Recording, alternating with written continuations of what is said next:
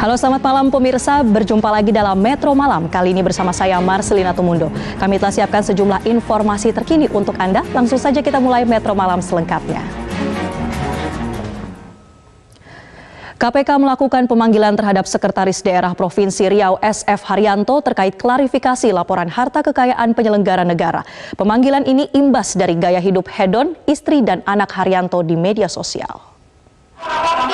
Sekretaris Daerah Provinsi Riau SF Haryanto viral karena istri dan anaknya yang kerap pamer hidup mewah dan pelesiran ke luar negeri di media sosial. Padahal sebelumnya Sekda Riau pernah mengimbau agar PNS Pemprov Riau menghindari pola hidup hedonis.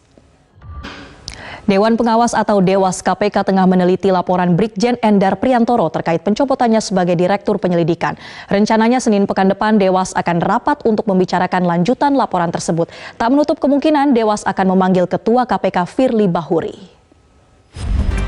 Brigjen Pol Endar Priantoro, mantan Direktur Penyelidikan KPK, mengaku tidak ada komunikasi dengan pimpinan KPK perihal pencopotan dirinya sebagai Direktur Penyelidikan KPK. Justru ia mengetahui pencopotannya dari pegawai KPK. Sementara itu, mantan Ketua Wadah Pegawai KPK Yudi Purnomo menilai pencopotan Endar sebagai Direktur Penyelidikan KPK adalah murni karena konflik internal KPK. Peneliti Pukat UGM Zainur Rohman mengatakan pencopotan Endar sebagai Direktur Penyelidikan KPK dampaknya sangat berbahaya karena mengancam independensi KPK. Kuasa hukum Dito Mahendra, saksi kasus tindak pidana pencucian uang yang menjerat mantan Sekretaris MA Nur Hadi, meminta Bareskrim Polri dan Komisi Pemberantasan Korupsi untuk menunda memeriksa kliennya dengan alasan sedang ada keperluan pribadi. Sementara itu, kekasih Dito Mahendra, Nindi Ayunda, menegaskan bahwa penyidik KPK tidak menemukan barang bukti apapun saat menggeledah kediaman Dito Mahendra di kawasan Senopati, Jakarta Selatan pada 13 Maret 2023 lalu. Sebelumnya ramai di pemberitaan bahwa penyidik KPK telah menyita belasan senjata api hasil penggeledahan di rumah Dito Mahendra. Pasca terungkapnya kasus pembunuhan yang dilakukan Mbah Slamet, dukun pengganda uang asal Banjarnegara, Jawa Tengah, kini lokasi tempat ditemukannya 12 jenazah korban justru ramai dikunjungi oleh warga. Mereka bahkan nekat menerobos garis polisi untuk melihat dari dekat TKP pembunuhan. 4 warga Lampung jadi korban pembunuhan Slamet Tohari, dukun pengganda uang asal Banjarnegara, Jawa Tengah. Keempat korban adalah 2 pasangan suami istri yang pergi merantau sejak tahun 2021. Anggota DPRD Sumatera Utara dari fraksi PDI Perjuangan Anwar Sani Tarigan kedapatan mencuri jam di sebuah toko smartphone di Medan. Belakangan pelaku mengakui perbuatannya. Penumpang KRL berdesakan hingga memanjat tembok peron di stasiun Manggarai. Kondisi ini disebabkan perbaikan wesel yang membuat perjalanan komuter lain mengalami keterlambatan. Sidang lanjutan kasus penganiayaan berat terhadap David Ozora dengan terdakwa anak AG digelar di Pengadilan Negeri Jakarta Selatan. Sidang hari ini pembacaan nota pembelaan AG melalui kuasa hukumnya. Kita beralih ke informasi lain, umat Katolik hari ini melaksanakan Misa Kamis Putih. Kita langsung bergabung dengan jurnalis MJN Arbida Dono Semito di Gereja Katedral Jakarta. Pemirsa, kami masih memiliki sejumlah informasi untuk Anda, jadi tetaplah bersama kami di Metro Malam. Buka puasa tidak melulu harus dengan kudapan takjil. Di Pasar Santa Jakarta misalnya ada sate Padang Ajo Ramon yang jadi spot favorit masyarakat untuk menikmati makanan utama. Cukup dengan Rp33.000 Anda sudah bisa menikmati seporsi sate Padang dengan rasa yang nikmat. Jurnalis MJN Arneta Butar-Butar dan Ade Permana punya informasi selengkapnya untuk Anda. Di Sidoarjo, Jawa Timur ada makanan unik yang cocok untuk berbuka puasa.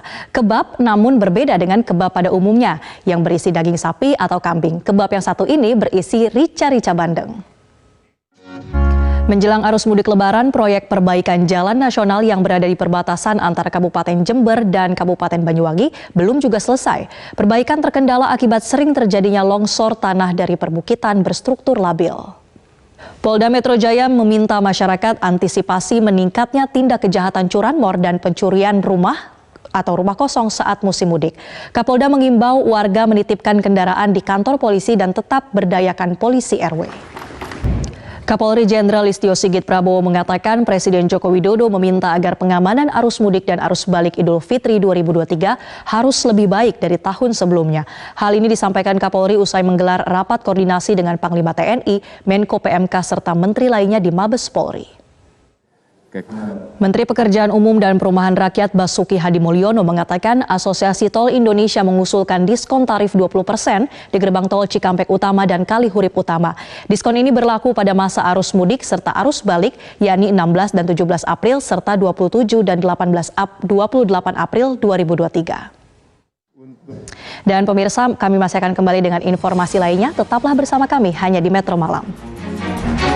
Terima kasih Anda masih bersama kami di Metro Malam. Pemirsa, sejumlah CEO perusahaan menggelar diskusi dengan tema The Coffeenomic CEO Talks by Zills di Jakarta.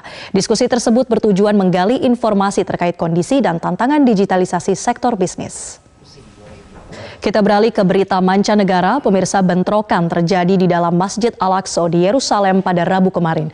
Polisi Israel menggerebek masjid dan menangkap sejumlah warga yang dituduh sebagai penghasut. Saat kejadian, lebih dari 400 orang sedang sholat di dalam Masjid Al-Aqsa dan sekitar 100 orang terluka. Pemirsa, 1 jam sudah kami menemani Anda dalam Metro Malam. Mewakili kerabat kerja yang bertugas, saya Marcelina Tumundo mengucapkan terima kasih dan tetaplah bersama kami di Metro Malam.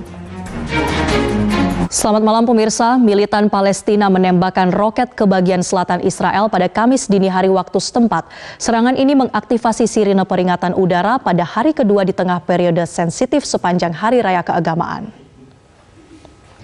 Sementara itu, bunyi sirine terdengar di bagian utara Israel pada Kamis memperingatkan warganya akan adanya sejumlah roket yang diterbangkan dari Lebanon.